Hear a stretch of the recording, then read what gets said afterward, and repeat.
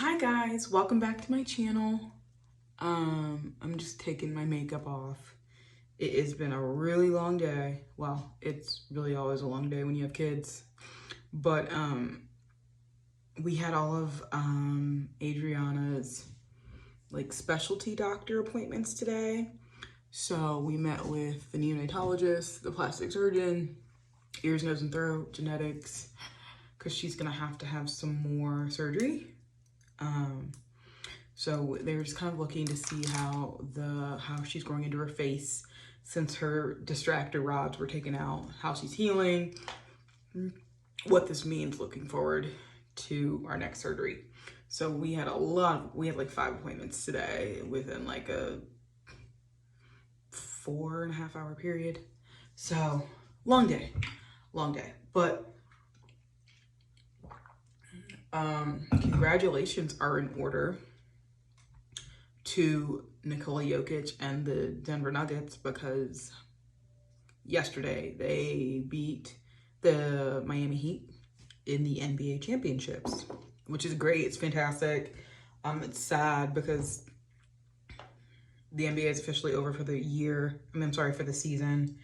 The NFL is not here. College football isn't here. And like, those are like tried and true, like blue-blooded American sports, right? So yeah, but this is gonna segue me to my like actual point of this video, because it's just something that I've just been noticing recently, and just want to talk about it while I take off my makeup. So it was like in the news maybe like 3 or 4 weeks ago how Ja Morant, who's an NBA player for the Memphis Grizzlies, was like caught. This was longer than 3 weeks ago. The first time he was caught swinging, like flashing a gun on social media.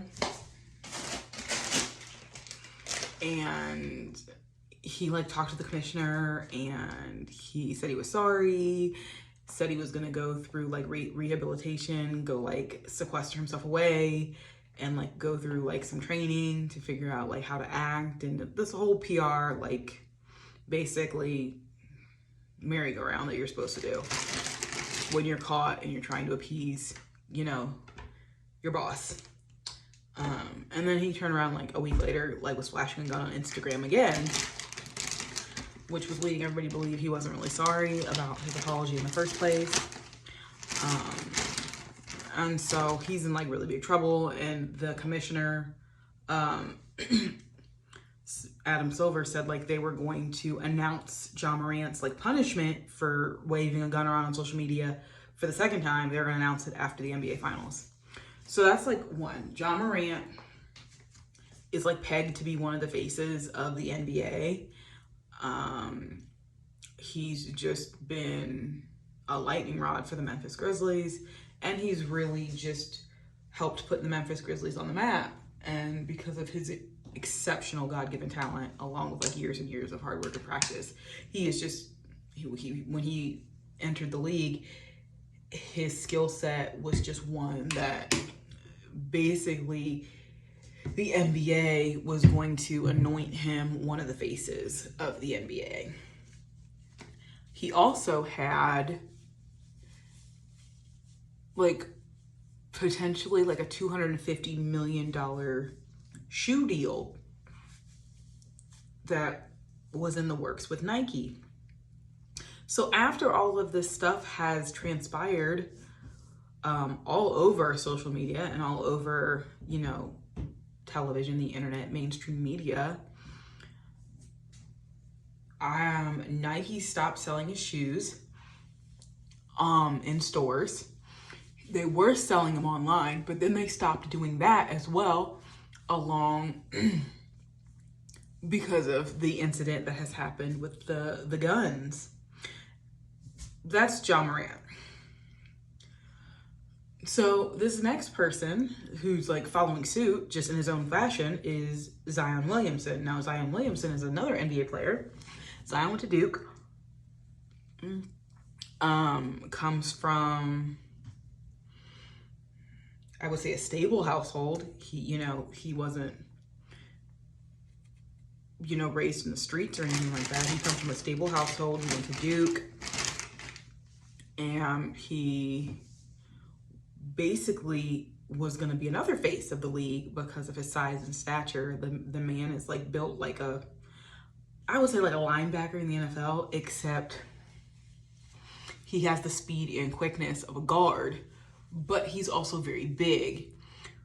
Because of his size and sheer like girth alone, and then his skill set with the basketball, he was also going to be another face of the NBA. Well, like 96 hours ago, it was like thrown all over social media that he got a stripper pregnant, and another woman that he was messing with is an alleged porn star, and she apparently got upset that he got another woman pregnant and blasted all of their text messages all over social media, letting the whole world know that Zion was also messing with a stripper and an alleged porn star. Now, the thing about Zion, what makes this like even more horrific is the fact that like Zion has been hurt. And I'm not gonna put that in quotes, even though I really want to say hurt, because as a former athlete, I do understand that like sometimes you just can't play through the pain. But like Zion he was really like, when he was drafted, it was like, oh, this is going to be like the next big thing in the league. And like I don't think Zion has even played like 75 games. I don't even think he's played a full season on average in the last 4 years of him being in the league. He hasn't even averaged a full season. And that partly has to do with his weight, his sheer weight underneath his like body alone leads him to be injury prone. Now, if I was in the league and if I had access to like the best trainers and the best nutritionists and the best doctors, I would make it my job, because it is, to get in shape and to not be fat. Well, Zion has not done that. He has basically not played any games. And if he does, it's only for like a 5 or 7 game stretch, and then he gets hurt again, and then he sits out. Well, these text messages that this like alleged porn star like basically put him on blast, was like showing the NBA world and showing everybody in mainstream media that like he really is not serious about coming back and playing basketball, but what he is serious about is like getting his freak on, and that's what he's been doing. And it leads me to my like overall picture of this video, and it's just like really what's happening with the NBA, because here you have 2 elite African-American athletes, and like really African-American doesn't have anything to do with it. It's just really like 2 elite athletes that have gone to good schools, that come from stable households, that parents have sacrificed, that didn't grow up in the streets. These are like guys who really have just led like a straight and narrow life. And for whatever reason, they've both gotten to the NBA. They were both high lottery draft picks, and like they are both crashing and burning with their opportunities. And it's just giving me pause as to like why is the league like feels like it's in a free-for-all. Like I feel like the players from the 90s and even the 2000s and even like the Kobe era of like the Kobes and the Shaqs and the Paul Pierces and the Ron Artests and the Kevin Garnett's and the Allen Iversons and the Carmelo Anthony, I just feel like that brand or that like era of basketball and before just like seems like they just take the game so much seriously. It doesn't seem like these players coming out are taking it seriously. And I don't, you know, people always say if you give people always say, there's a saying goes, you give somebody a lot of money, it just reveals more of who they are. It doesn't change them, it just brings to light more of who they are. And it's really sad because you like want these people who have, the narrative has always been like you know, men or players who don't really come from the best households, who don't really come from, you know, the best upbringings or whatever, it makes sense when they go off track and they do things. But like when you get kids who come from positive households and come from positive beginnings and comes from a structured, stable family, why are they now all of a sudden like crashing and burning and acting like this? Like, and one of the things that I can really like that has changed is just like the amount of money. Now, Zion was not in college, neither was Ja when NIL came out. But I think it's becoming more and more apparent. I'm not blaming NIL because I absolutely think players who bring that much, I mean, Zion brought millions of dollars to the Duke University when he was there. So should he profit from that? I'm not gonna sit here on like act like he shouldn't, because the universities all across the country have been profiting off of college athletes since the beginning of time. It's probably one of like the easiest hustles. Now, college athletes are in turn getting a free education, but it's still millions and millions and millions and millions of dollars that the university would never have seen versus a, you know, $80,000 education. But it's just like, I'm starting to wonder if like, is it like the money? Is it the amount of money these guys are getting at such an early age? Is it the fact that they were so sheltered that they have kind of like been broken free and now they're able to kind of like really truly do whatever they want, that now that they're the main breadwinner of the family? Because from what I've read and heard, Ja's father, Ja Morant's father, was like really strict, really he was Ja's parent versus his friend. And like now that Ja's literally become, you know, the breadwinner of his family and the man who makes the most amount of money in the family, it just seems like his dad has taken a back seat to being this man's parent, which is odd because Ja's like 24, 23, 24. So I'm not really saying like he needs a parent, but like when your kid is doing this stuff all over the internet and he's focusing on all the wrong things, in my opinion, like you've got a $250 shoe brand deal getting ready to come out and you feel like flashing guns on Instagram is a good look for you. You're risking all of this money to go flash guns on Instagram. And your dad, for whatever reason, now I don't know if they've talked or not talked, but I do know a lot of people, when the children become the main source of income for the family, the parents do decide to take a back seat and let their kids kind of just do whatever. And it's just like, these are two guys that have the potential to lead their teams to like really good distances in NBA playoffs. If it wasn't for what Ja did with like the guns and stuff, it's a very good chance Memphis would have gone a lot further than they did in the playoffs, but they were distracted by like this lottery draft pick that has like basically sent the team into a dumpster fire. The Pelicans were on track with Zion Williamson to like really be a team, a contending team. And he's fat, he's overweight, he's not been in the gym, he's not gotten himself healthy. It doesn't seem like he's making this a priority. And it's just like, and then you see this influx of foreign players coming in who their focus is basketball. Their focus is, you know, being a professional. Their focus is being there for the team. Their focus is being available. And it's just like making me think, what is going on with the NBA with these American players? Like, I don't know. I've heard the term being floated around that Zion Williamson is a bust.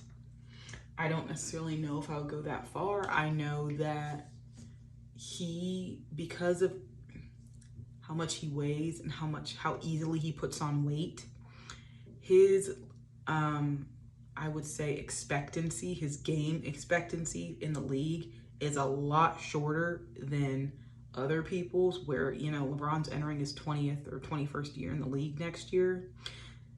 Because of the way Zion is built and because of the amount of how easily it is for his body to gain weight, he's not gonna last 21 years. He's not gonna last 20 years. My guess is if Zion Williamson really gave everything that he had to the game and to being prepared and to being the best professional basketball player he could, I think he might last 8 solid years before his body just can't really keep up with what it does. He's not built like a traditional basketball player. He's not. I would say 8 years, maybe he's good enough, but it's just like it seems like these NBA players of like new are just getting their money and then just like falling back and not really caring about this opportunity. Again, I don't speak to these players. I don't talk to Ja. I don't talk to Zion. But what I've noticed recently in the last like 4 or 5 years is just how non-committed these athletes seem to become. And I don't know if it's the money. Like I said, I don't know if it's the fact that they've been sheltered a lot of their lives and that now that they're like the main source of income for their family, they feel like they can just do whatever they want. I don't know if it's because they've got some like serious social disorder where they really hate the sport and now is their time to kind of just sit back and not give a damn. I don't know about any of that except for these men have God-given talent that they've been extremely blessed with. These men have the opportunities to really like be the best professional athletes that they can be for their sport. And you've got Zion Williamson on one hand who keeps shoving his face, and it seems like in his extracurricular activities he's just banging porn stars and models. And